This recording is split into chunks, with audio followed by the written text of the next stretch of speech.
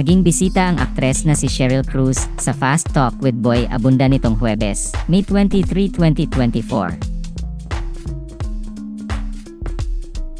Sinabi ng aktres sa panayam sa kanya ni Boy Abunda na nagtampo siya noon sa aktor na si Anjo Ilana nang mag-propose ito sa kanya pero hindi nauwi sa kasal.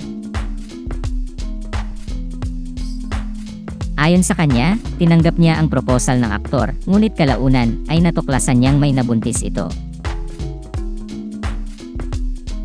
Anya, actually, nagtampo ako sa kanya noon because he asked for my hand in marriage that time before I left for the States and decided to actually try it there.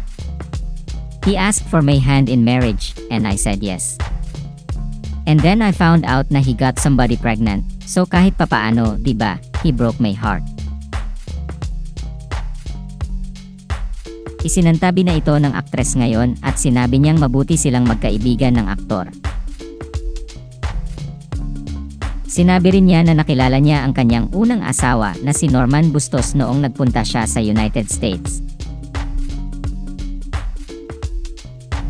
Matatanda ang 3 beses nagpakasal sina Cheryl at Norman.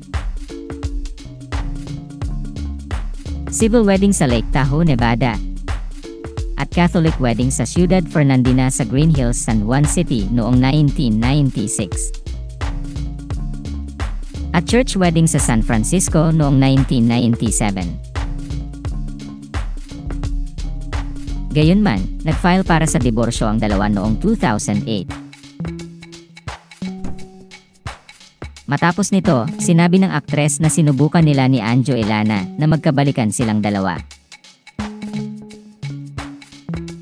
Anya, it was actually amazing because by the time I went back here sa Philippines, I, myself, got separated and divorced. And then nagkaroon kami ng moment wherein we were able to see each other again, and we were able to catch up on things and try to, I guess, have another go at it. Isa si Cheryl sa cast members ng Kapuso series na Lilet Matias, Attorney at Law, na napapanood sa GMA Afternoon Prime.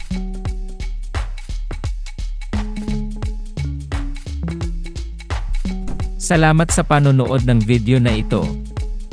Huwag kalimutang mag-subscribe sa aming YouTube channel, i-like ang video na ito, at i-turn on na rin ang notification bell.